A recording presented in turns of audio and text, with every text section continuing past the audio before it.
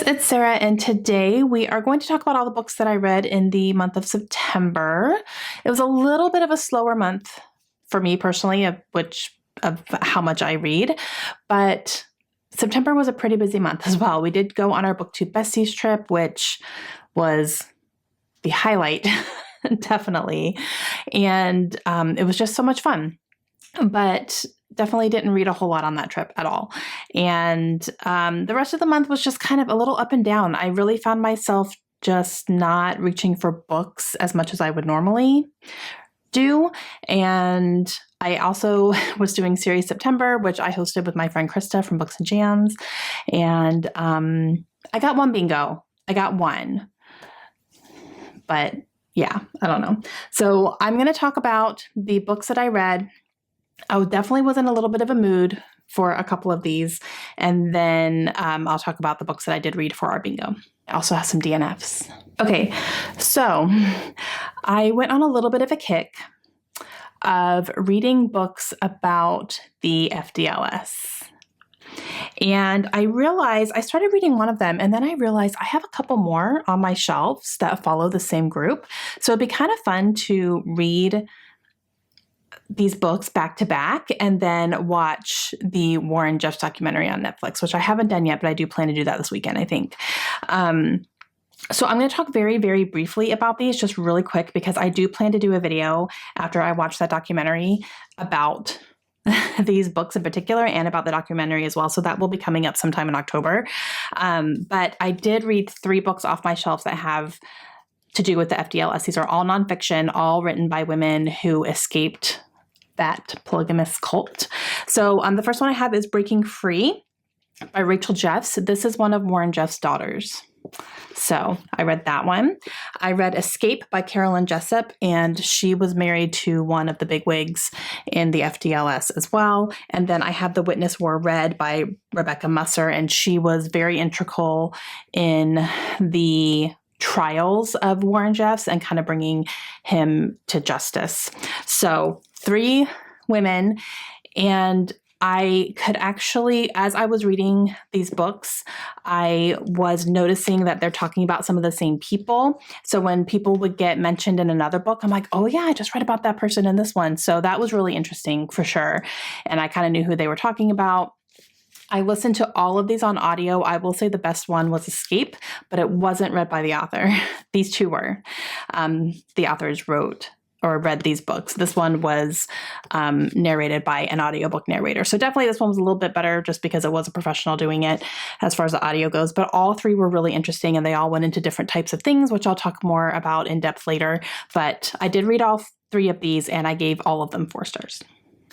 I don't foresee myself hanging on to these 3 for the long haul, but obviously I'm going to keep them until I do my video, and after that I'll see. But yeah. This one I read was on my Kindle. I read a NetGalley book, and that is Everything We Didn't Say. And this is by Nicole Bart. And this is kind of a mystery. I hesitate to call it a thriller, but definitely a mystery for sure. And it follows a woman who is going back to her very small hometown that she had left years ago and kind of confronting some things from her past. She's dealing with her family that has a very complicated history and just things that have happened before and lots of secrets, all that kind of thing. And she is going back under the premise of helping a friend of hers who has come down with cancer. However, she's also there to really help her brother as well, because he's always been suspected of a murder that happened in their hometown. And now it's kind of, people are really going after him again, years and years and years later, trying to really nail him for this. And so she's kind of really there for that.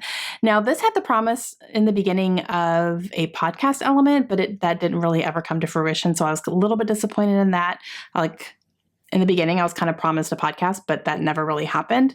So that was a little bit disappointing, but I did like where the story went. It was very interesting. I liked the unfolding of the past timeline and what was happening in their town and in their families. And, it gets a little political and just like all kinds of different things. So I really did enjoy it. I liked the way that it ended. I thought it was good. And I ended up giving this one 4 stars. Okay, so now we can talk about my bingo books. I only have 2. But I did get a bingo. So I got one bingo. Okay. So I read 2 different books and they both filled 2 bingo slots. So the first one is The Giver by Lois Lowry.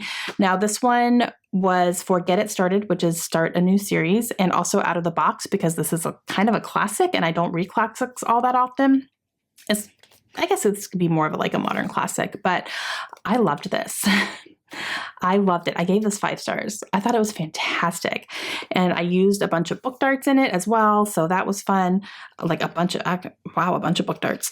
I didn't realize I used so many, but yeah, I really did love this book. So this is, I would say it's a dystopian. It is following a young boy who was born into this world, and this world is all he knows. So the way that society has happened is all that he has ever been aware of. So he's following the rules, he's following the timelines. You know, when you reach a certain age, you get your job assignment. Like you don't even get to pick your own career. They pick for you based on what they think you would be the best at.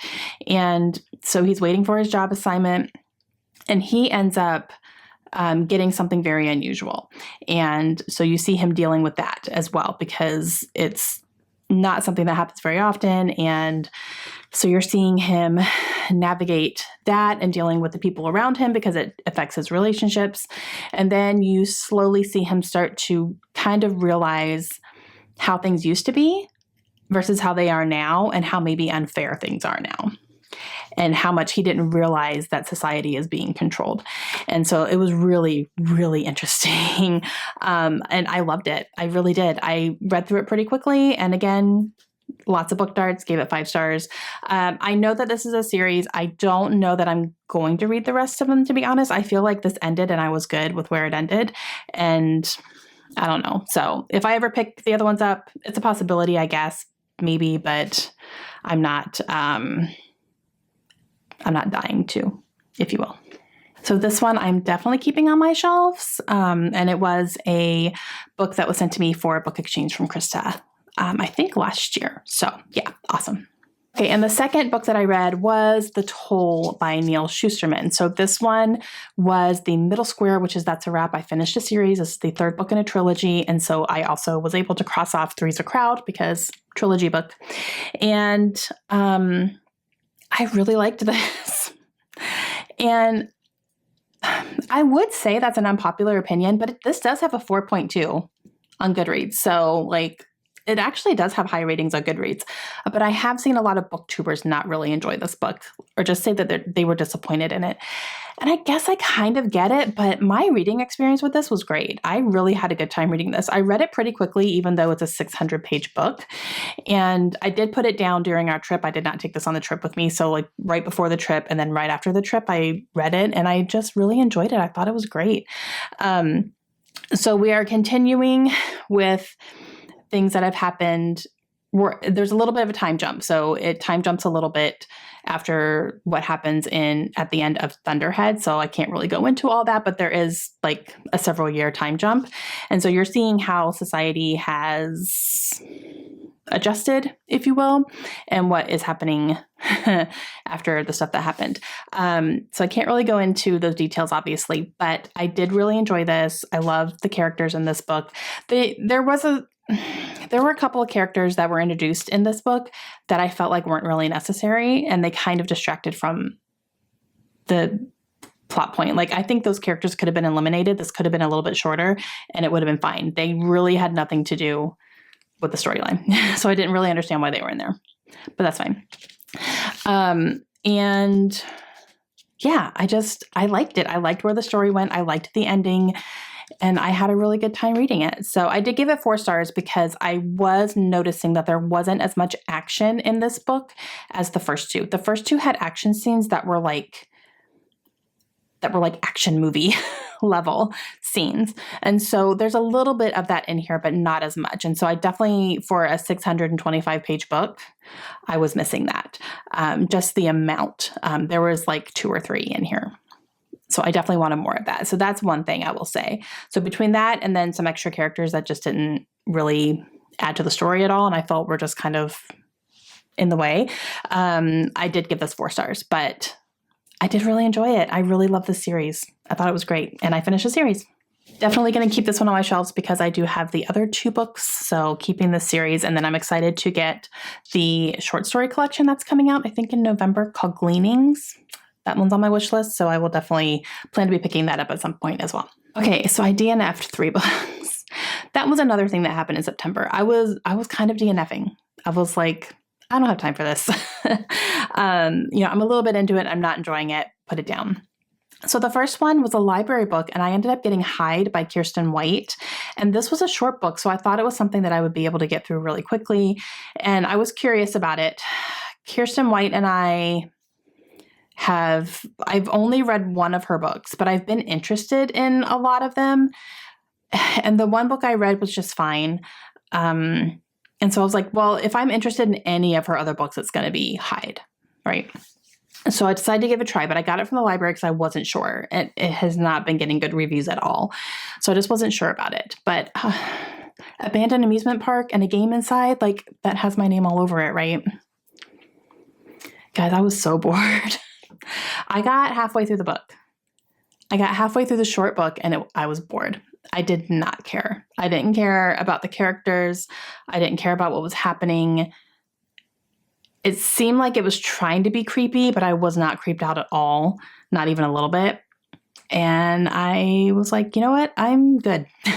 I think I'm good. So I don't think that Kiersten White is the author for me, and that's okay. And now I know, because of her books, that was the one I was the most interested in, and I DNF'd it. So I think I'm good on her. I also DNF'd one of my Book of the Month books, which was really sad, but that is Girl A by Abigail Dean. I got about 25%-ish through this book, probably about a quarter of the way through, and I was so confused.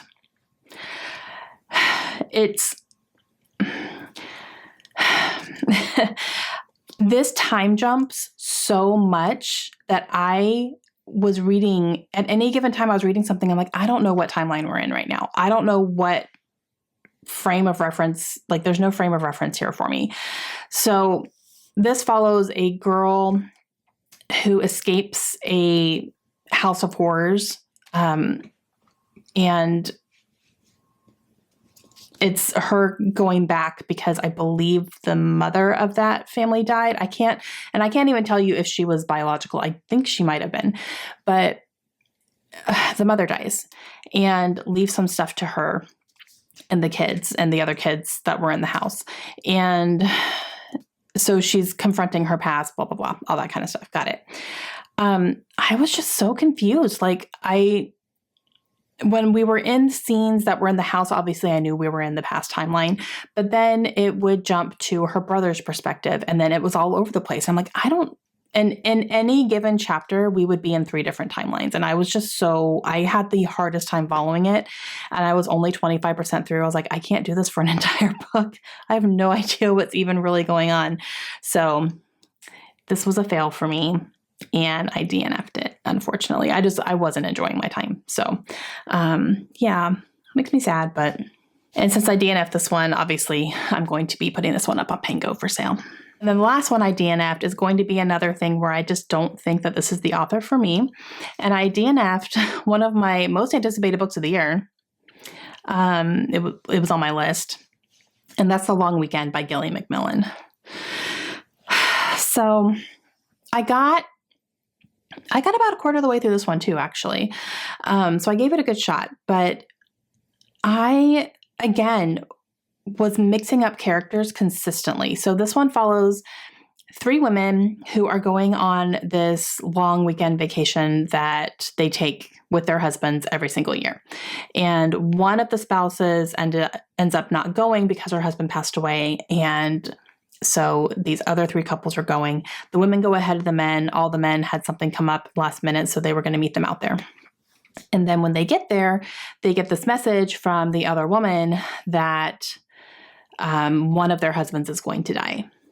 And they're in this isolated cabin. They don't have any way to even get a hold of anybody. There's no cell service. It's a whole thing. So that premise sounds amazing to me, which is why I put it on my most anticipated. I was really excited about it. And again, was getting these characters mixed up because they're all very, very flawed. They all have like things that they're dealing with and secrets that they're keeping and blah, blah, blah. I could not keep it straight. I was like, wait, is this person or is this, I thought that they were married to this person. Like, I don't know. I don't know what it was. I just could not keep it straight in my brain and it was frustrating. So I decided to DNF that one, and I don't think Gilly McMillan is going to be an author for me because I read another book by her and I gave it 3 stars. It was just okay. And yeah, so I don't think she's going to be the author for me, which is okay. And now I know, and it's totally fine. So yeah, 3 DNFs this month. That's a lot for me. I don't DNF a whole lot, but again, this month I didn't have time for it.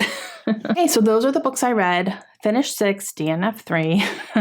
And yeah, but of the 6 that I read, they were all 4 and 5 stars, which is good. So I'm happy about that for sure. And I am definitely excited to watch that documentary on Netflix. And then as soon as I get that watched, I will do a video highlighting more about the 3 books that I read. So I'm excited to do that for you, but that'll be coming up a little bit later in October. So hope you guys enjoyed it. Let me know if you have any questions. Have you read any of these? Let me know, and I will see you guys again soon. Have a great day. Bye.